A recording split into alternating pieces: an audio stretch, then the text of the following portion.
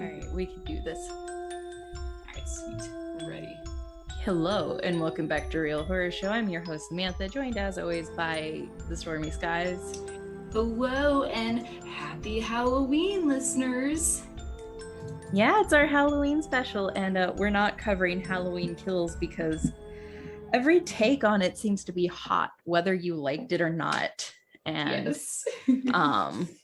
I don't know, I just felt like it was okay. It was a Halloween movie. Yeah, I agree too. People really got like way too into it with their review. It's like they either love it or hate it, and no matter your decision, you're stupid, you're wrong. God. Just like, go to enjoy it. Yeah, my opinion is it is the second film of a trilogy, and therefore it's naturally going to have the weakest plot of the three. Yeah, that is like traditionally what occurs. And I think you said it best when you messaged me after you saw it the night, and you said, wow, you said like the brutality of it makes up for the lack of story. Yeah. To which I wholeheartedly agree. Yeah.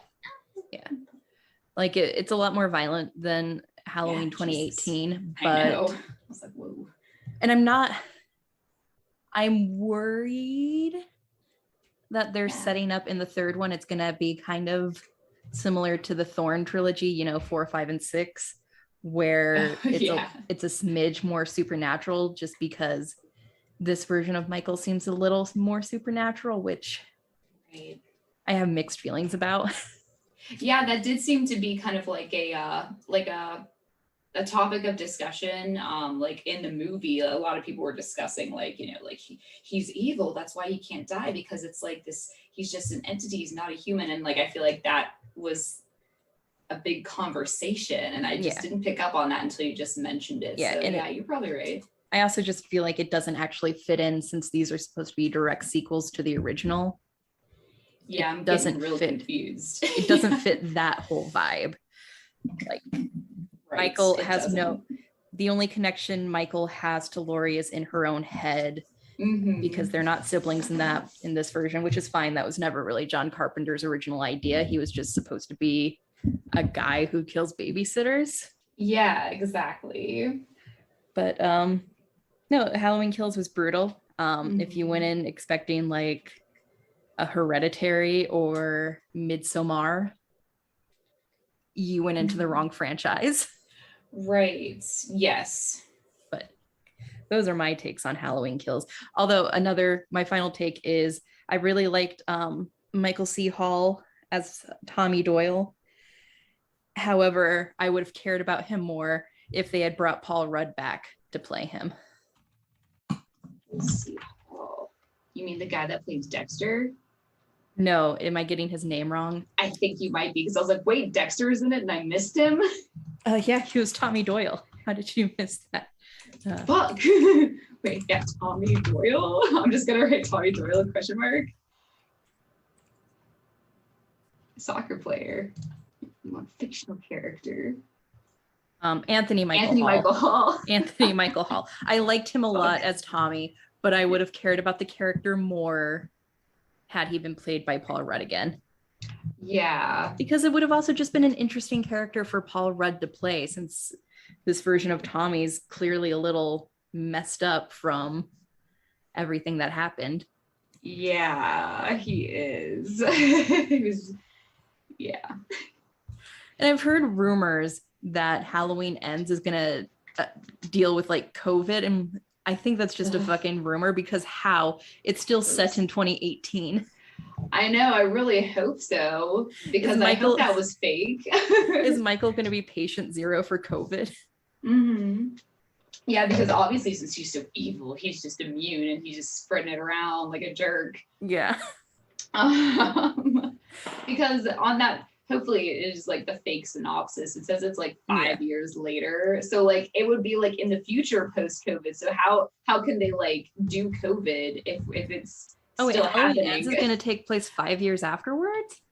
That's what that fake thing I read said about COVID. And I'm not sure which one you read, but I read one as well. And it said like 5 years, later, post-COVID. So, and even if it's during COVID, they would have to go 2020. So it would have to be 2 years later. Yeah. So how, you know what I mean? So like, what's their timeline here? Yeah. Is it going to do a jump or like, what's up? Because I don't want it to do a jump. Halloween's not over in this one yet.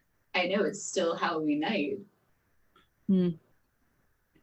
So that's something to contemplate. Yeah. I guess we'll see next year. But we're not just here to talk about Halloween Kills. Yes, we're here to talk about Halloweentown. Yeah, which many would argue is a weirder installment in the Halloween franchise than Halloween 3 Season of the Witch. Yes, I agree too. It's so niche that not many people have even heard of it or know it's tied into the original like Halloween series by John Carpenter, but we're here to tell you right now that it is. Yeah. Halloweentown is a 1998 Disney Channel original movie directed by Duane Dunham. It is the first installment of the Halloweentown series and stars Debbie Reynolds, Kimberly J. Brown, and Judith Hoag. It is the 4th Disney Channel original movie, and that makes a lot of sense because I have some hot takes about this movie because this is my first time ever watching it. Yes. Wow. Yeah, that's crazy. Yeah, so this came out in 1998. I would have been 5 years old. Dang, I guess I was 6 or 7 then. Yeah. And if you hear any thudding on my end, we have new Mormon missionaries living above us, and they're quite rowdy. Oh, really? Have I never mentioned that on the podcast that we have Mormon missionaries that live above us and they cycle? I know that you said that you had like a problem with your upstairs neighbors and they would fight a lot, but I think those neighbors are gone now. So those were my old neighbors in our old apartment. They would fight a lot, and one time we did have to put in an anonymous tip into the police because it got to the point where like we couldn't just ignore it. Right. Yeah. It sounded like someone got thrown across the room and was like, okay, I don't really have a choice. And I believe we canceled recording that night because I wanted to leave the apartment. Right. Yeah, we probably did. And I kind of vaguely remember that. But no, in these apartments, the Mormon church rents out the apartment above us and missionaries rotate in and out. I see. That's a fun Mormon fact. Wow, interesting. Very interesting. But yeah, this was a first time watch for me. Don't even remember October 1998. Because I was 5. I remember my mom was probably in the hospital for her first heart transplant that year. So if I actually had a Halloween costume, that would be interesting to know. Maybe that was the year I was Dorothy. Maybe. I can't remember. Dorothy from Wizard of Oz. Yeah. Cool. But yeah, since I don't have a nostalgic attachment, y'all, this movie's not very good. I know. Yeah, it's very bizarre. And I feel like a lot of people do have that like weird nostalgic attachment to this movie in particular, because it does have like, I think 2 or 3 sequels or 4. And then I have seen the 4th one. Oh, really? I was a more like Hocus Pocus fan. Yeah. And so Halloweentown was something I watched maybe like a handful of times, but it was when I was young enough to still be like watching the Disney Channel living at home as like a kid. And now that I have Disney Plus, I was able to watch it, and yeah, it's but I found myself remembering these ridiculous lines in that movie for some reason, because the entire movie is just so fucking ridiculous. But go ahead, I'd like you to discuss how you felt first, and then I will simply follow up with my commentary, which I definitely agree with you probably on all counts. So knowing that this is the 4th Disney Channel original movie. Oh yeah. Kind of ever? Yeah, ever. Oh my God. What do you happen to know the first couple? I think the first one was Under Wraps, which was a mummy movie. Oh. I can't remember the 2 after that. Okay. But the biggest weak spot for me, I guess, would just be the writing of the movie, so we can get to that when we get to that. Okay. Delve into what I thought about the acting.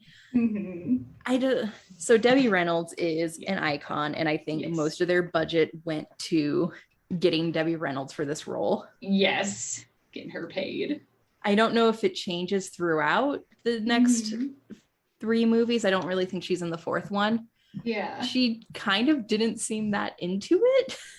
Yep. She's just like, I'm just going with the flow, guys. Like, everyone's just way too chill about everything. They really are. Like, Kimberly J. Brown, I see her occasionally on TikTok. She seems like a real sweetheart, but just the way she played Marnie comes across as that friend you had in elementary school and most of middle school who was just very up her own ass, you know? Right. Yeah. You guys are at a sleepover and you're playing Truth or Dare, and she's like, I have a truth, guys. I can sing like really well. Oh my God. And then she sucks, right? Yeah. That friend. Like, she has that energy, and I'm sure she's 13. I'm sure we all had that energy at 13, but watching it as a 28-year-old with no nostalgic attachment. Yes. My God, she's like that kid. Yes, dude. Like, Marnie, you've known you were a witch for like 15 minutes. Can you chill the fuck out? Right. Yeah, seriously. I definitely agree. And I really wanted to complain about Marnie's little sister, Sophie. Oh, I actually really liked Sophie. Really? I thought Marnie wasn't shit because it was Sophie that remembered the spell that they needed to save the world. Yeah, that's true. But all I can remember at this point is the beginning, whenever they were all just at home before anybody knew witches, and they were arguing about Halloween and not being able to like go trick-or-treating. And then the grandma comes over and she reads them that book. And Sophie's like that little girl. And she's like, oh, look, it's a ghost, Grandma. Oh, Grandma, are you making chowder? It's like that kind of kid where you just want to fucking the younger them. sibling that's just there to be cute. Yeah, and you're just like, oh, look, Grandma goes. You're just like, what? They're just so like mockable that it's like ridiculous. I was like, oh, that fucking kid would drive me insane. There was and Sophie is also racist. I don't know if you were watching the part. What did she say? The part where the ghost was in the sweat tank and she put on the towel and started going, ooh. I'm like, wow. I'm pretty sure that would be considered extremely racist in Halloweentown. Oh yeah, I can probably agree with that. And see, you're just like, oh, this stupid fucking kid. I'm so sick of her shit. Get her out of here. And then the brother, like, it's cool that, like, it'd be cool if I had a kid that was like that conscientious. If I ever do have kids, I wouldn't want to be like that into just like being into the environment. And then also like very like he seems like a very tidy person, and he's like, everybody make sure you set your thermostat to 68 degrees. So he's basically like a little adult. However, in this movie, whenever him and Marnie are like arguing, they're like super mean to each other, and they're saying stuff that like you can't say to people. There's like, you're ugly. Well, you're stupid. And they're like, wow, you're like super ugly. And I was like, what the fuck? These kids are like so mean. I don't think these kids would have been as warmly accepted in reality as they were into Halloweentown, because they do not handle the existence of magical creatures very well. Yeah, that too. Oh my gosh. Anyway, anything else about any other characters? I did like the little brother. I thought he was pretty good and pretty, like, he was the only one who was behaving the way you should be in this situation. Right. Yeah. And you always have to have like that kind of like skeptic character too. And so he served as that pretty well. How about okay, so we liked Grandma, but she was like not into it. Yeah. How about the mom? I thought the mom was kind of sorry. Okay. Right? She was there.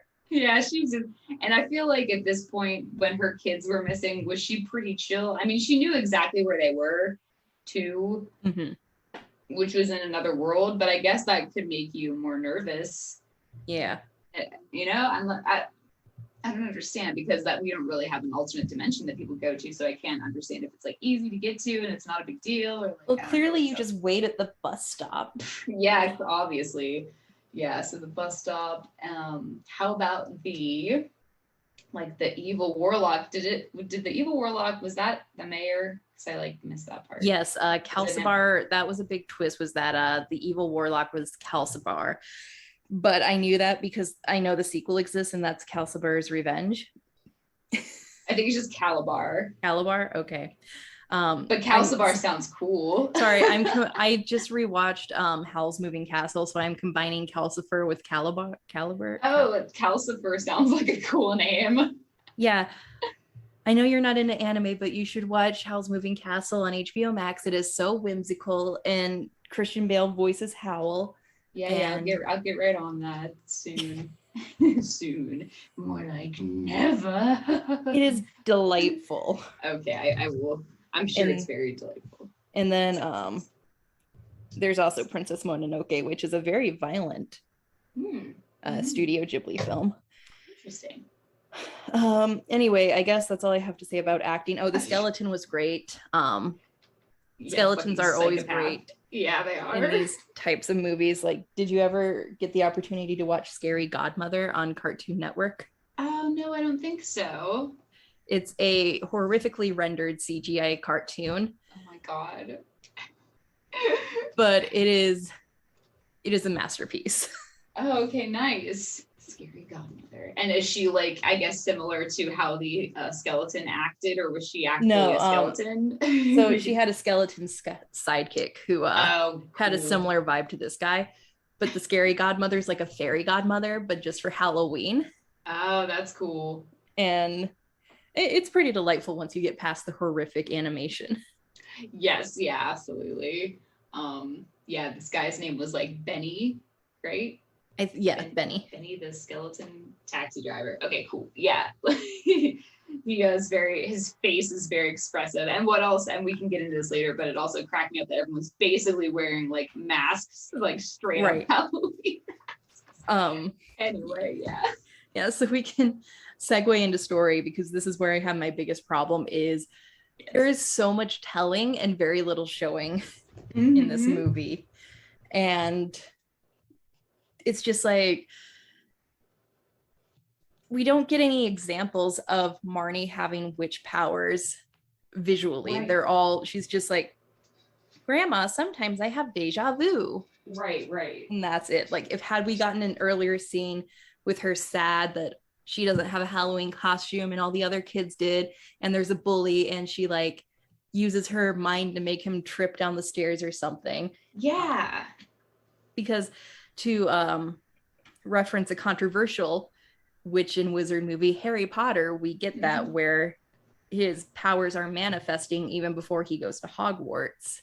Right. So there's something different about him. Mm-hmm. But this just like starts that they're not allowed to celebrate Halloween. Yeah, and that just seems like that family is like a bunch of freaks. You know what I mean? Like, what the fuck? Because like whenever you say celebrate Halloween, it's literally just like going trick-or-treating when you're 13.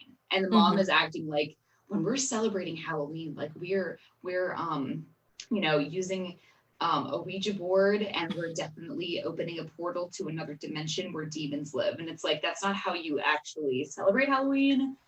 So like she made it a big deal, and that's why the kids asked too many questions. So like, if she just let them go, like the day of Halloween, I don't know. I feel like they never went back to how the day of Halloween is somehow like important, other than like being able to like go back and forth. Yes. To the town, but like that doesn't matter if you're just a witch anyway, because your whole family's witches. Right. Just and sense. That leads me to my next topic, which is, since you're more of an expert than I am, does this movie follow traditional All Hallows Eve / Samhain lore? Samhain was pronounced as Samhain, actually. Yeah, excuse me, scholar coming through here about Halloween, but actually, fuck, Sam, I like didn't watch a lot of it because I was listening to. No, listeners, I watched the whole thing, but I'm just trying to say that I listened to it more than I was looking at the screen. So I don't even know. I couldn't even tell you. Like what kind of stuff did they do? If you can kind of relate to me any little pieces of lore. I guess just the fact that Halloweentown exists because the coexisting with humans was turning the monsters evil or something. Yeah, I do remember her saying all that, and she's like, we were just trying to make them miserable, but then we turned evil, but we don't want to be evil, so we had to make our own place to live. That could be a metaphor for like the living world and the afterlife. And everybody there is just dead. But how we consider dead people, maybe they consider they're just supernatural people, but like that's a stretch, and I don't think Disney thought about that when they just made up the story. No, probably not. So that probably not. It probably is just its own little thing.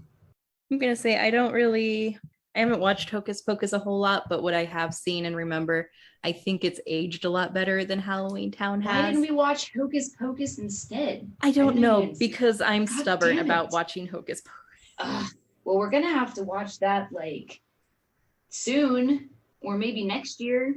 Maybe next year. Well, I don't know, because what if we decide we want to do a Halloween movie that's Michael Myers? I don't know, Sam. Halloweentown clearly takes place season of the witch universe. Hence, and we haven't talked about Story that much, so I can't segue into their masks yet. Anyway, Story. So anyway, like this great evil is returning, and only the Cromwell witches can stop it. But we haven't really gotten a whole lot of lore about the Cromwell witches in this movie. They must be like the only witches around. Yeah. So Grandma Debbie Reynolds is like, please, my daughter, you have to come help me. I don't think I'm strong enough anymore. And the daughter's like, no, you're just crazy. I'm not a witch anymore. And he's like, all right. Guess I'll die. She's the meme of that old guy, like, guess I'll die. Basically. And then Marnie kidnaps her brother and younger sister and follows the grandma into Halloweentown. On the fucking taxi by themselves, which could have been dangerous. Then they find their grandma's house, and grandma's just like really chill that they snuck into Halloweentown. Like she's not. She's like, how'd you get here? Oh well. Like that's gonna be a pretty big experience for children to travel through interdimensions and space. Yeah, like in the middle of the night, like on Halloween night. Like she's just like, I guess your mom probably doesn't know you're here. Oh well. Yeah, and she's like, I guess you can stay for like 2 more days. Like, yeah. And like, do they not have phones that they can call each other and she can tell the mom that they're there? But I guess they said no. Yeah. Remember they said they don't have any fucking phones, so how they even communicate? I guess they just don't. And how would you know that your mother has died over in Halloweentown? I guess if she just never shows up. Yeah. But when she doesn't show up, you're just annoyed by her anyway when she does show up. So like, what? Yeah. God. Jeez. It's messed up. And then we meet the mayor, and he seems like a cool guy, not suspicious at all. The mom shows up when she realizes her kid snuck into Halloweentown, and we find out that the mom and the totally innocent, not evil mayor used to date her. Yes, I knew that is that the kid's like biological father? No, their biological father died. Was he a human? Yes. Okay. And I guess there's no difference between half witches and full witches, at least that hasn't been established in the first movie. Oh, did they bring that up, like half witch, like that term? They mention it when it's revealed in a shocking twist that the mayor is the bad guy. He calls her the half human.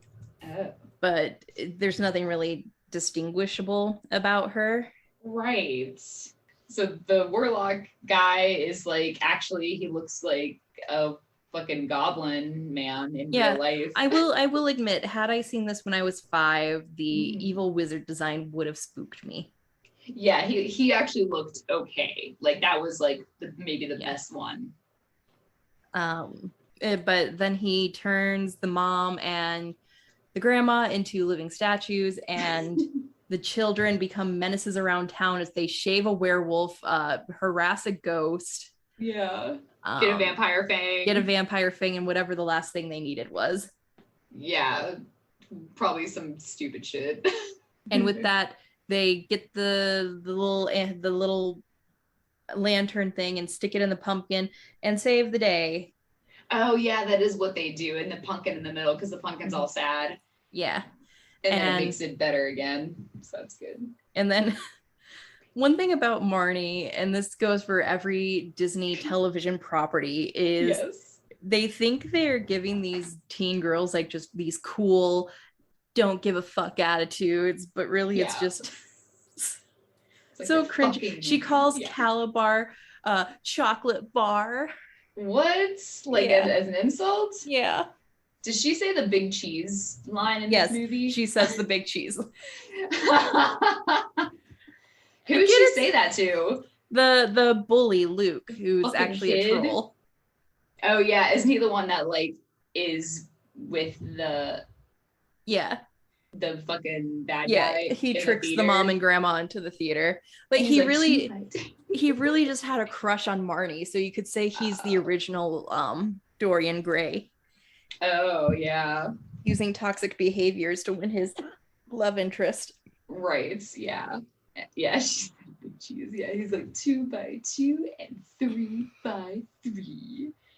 Segueing into production, not rushing or anything, not meeting friends at a brewery in 10 minutes. Oh my god, yeah, but no worries, this is a brief movie. Production. Like I said, this is actually a sequel to Season of the Witch, Halloween 3. Is. Yep. They didn't actually die in those masks. They got teleported to Halloweentown, where they became the masks, obviously. I would argue that when they die, that's where they go, because like I said, Halloweentown is a metaphor for the afterlife, and so not our afterlife, but Halloweentown is just the afterlife for supernatural people. Yeah, exactly. At least that's what I'm going to tell my kids. Good, you should, because that probably is the most accurate. That's the most hot take you'll get. Metaphor for the afterlife. But yeah, all the masks and stuff were practical effects and a little creepy.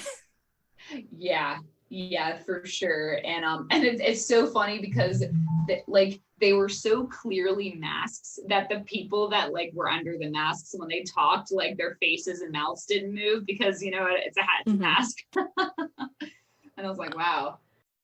I mean, the production value was that of a cheap made-for-TV original movie, but I'm gonna give them very little leeway, because this was a Disney movie that could afford Debbie Reynolds. Yes. You could afford a little better prosthetics for your monster actors. Exactly. Not so much better that the kids are scared, but better so that I don't cringe a little when I watch it as a 28-year-old for the first time. Right, yeah. I agree completely. Oh, wait, I have to ask you this because I missed this part. When they go broom shopping and like the brooms and stuff, because I guess this could be production too, the witch brooms are actually like, they're like brooms to sweep your floor. And God, Marnie's such a brat. Like she's a witch for like 15 minutes and she's already begging for a broom. Oh my God. I feel like Halloweentown would have laws about that. Like she's 13. Wouldn't you need to be 16 to have a broom license? Yeah, because it's like transportation. And then once they see it, she's like, oh grandma, I only see you I saw you like 3 times ever in my whole life. Will you please buy me this $3,000 fucking broom to sweep your floor with? Like, no, bitch. Oh my God. Like, sure, I guess so, because I just have money and I don't know, like, how do they get money? Like, how do they make money? What do they do as for a living? That's a very good question. I just assume Grandma Cromwell is just like the protector of Halloweentown, so she gets tax dollars. Yeah. But the skeleton character, he was very well done. He was he was like the he was kind of like the memorable like part of the whole movie. I don't know if his face was animatronic or stop motion, but either way, I was pretty impressed with it. May have been like an animatronic face. That's a good question. I could could see if because his face moved so much. I don't like see anything the eyebrows. on Wikipedia. Okay. Saying Wikipedia is not a very reputable source anyway. I know. I'm very offended. I don't think I talked about this on the podcast, but I edited back in April the Wikipedia page for My Hero, the song by Foo Fighters. Yeah. Since everybody... I keep seeing you doing stuff like that with the Foo Fighters page. Because everybody says, even though Dave Grohl has said that it's not about Kurt, everybody's like, it's about Kurt though, right? Kurt Cobain. For those of you who don't know, Dave Grohl was the drummer of Nirvana and was pretty sad when Kurt Cobain died, like everybody else did. There is only one confirmed quote unquote Foo Fighter song about Kurt Cobain, and I think it's Friend of a Friend or something. Anyway, I make this dumb joke all the time that My Hero is actually supposed to be called My Euro, like the sandwich. Oh. And it's about the time that Kurt Cobain stole Dave Grohl's Euro from the fridge. And so I edited the Wikipedia page to say that, and it was up on the Wikipedia page for like 5 months before some asshole removed it under the reasoning, removed nonsense. Nice. But hopefully 5 months is long enough that eventually some poor college intern saw it and is getting ready for their interview with Dave Grohl that their college set up. Mm-hmm. And they're going to ask about it and I can die peacefully. Right. Nice. That is very funny. Every time I updated my friends about it, they were like, Dave Grohl's the kind of guy that probably would just go along with that. Right. Yeah. Because it's just stupid enough. It is. And I would basically. And I think it paints a nice picture of Kurt Cobain. Mm-hmm. Yeah, it definitely does. So I'm looking at the facts about Halloweentown, and Benny, who is the taxi driver, it says Benny the sassy skeleton taxi driver was actually a robot. Benny was a robot with his lines dubbed in, so I guess animatronic. That's very impressive. Person, yeah. For a 1998 TV movie. And I follow Kimberly J Brown on Instagram, and her and the guy in the second movie who's like the antagonist, his name is Cal, and he's a warlock. They're married IRL, like they got together and now they're married. Yeah, I've heard about that when we cover Halloween Kills Town to Halloweentown Kills. Halloween Kills Town, ain't that right? He sure does. Kills everybody in town.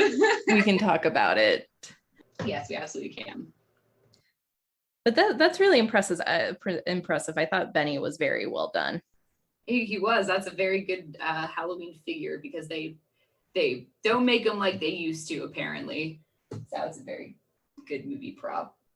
Anything music, I will say they had really poor choices in music cues for specific scenes, like when Benny was evil and tried to kidnap them. They had this very jolly, joyful music cue going on, and I'm like, this isn't what I would use to intimidate my audience.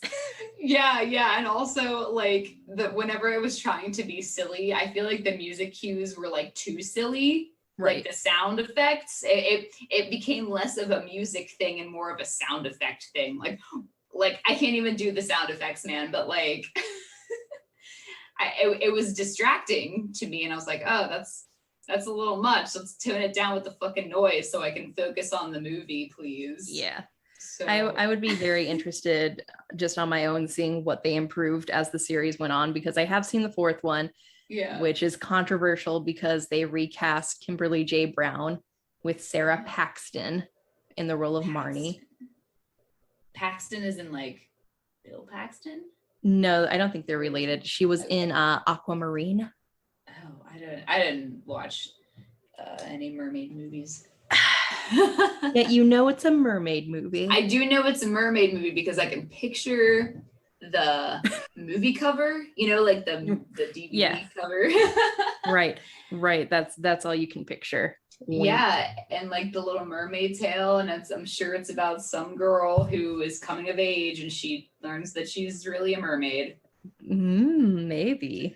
Because isn't that like, what else is it going to be about, Sam? That's all you can do. I don't know. I guess we'll find out on our spin-off podcast, Real Mermaid Show, where we watch all the mermaid movies. Oh my God, all the mermaid movies ever. That would be pretty good. It'd be a very good like Patreon thing. Like, hey guys, if you want more scary shit, did you know that mermaids are real? And then once we finish all the mermaid movies, we could do Real Horse Show, where we watch all the horse girl movies.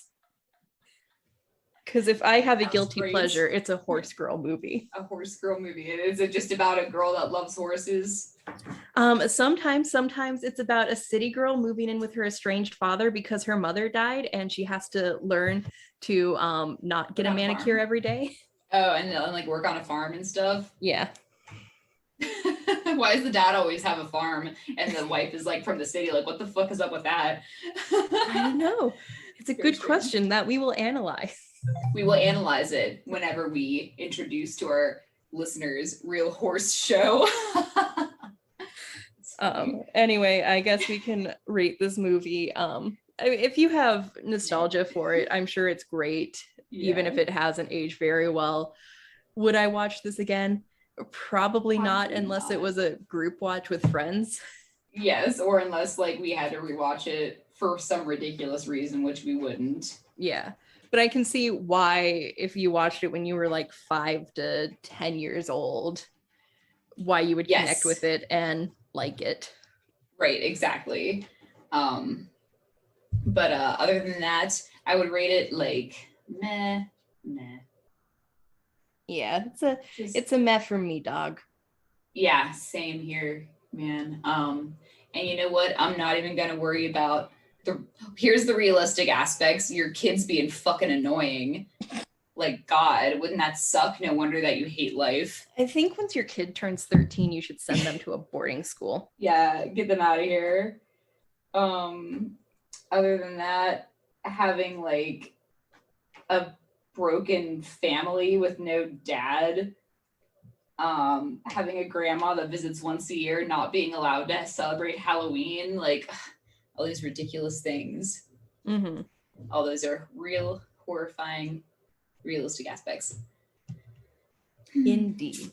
All right, that's all the horrifying. Oh, and another big horrifying aspect, which can tie it. You can actually tie this movie into a slasher movie if you would like to, because of the aspect of the red herring, which was the mayor.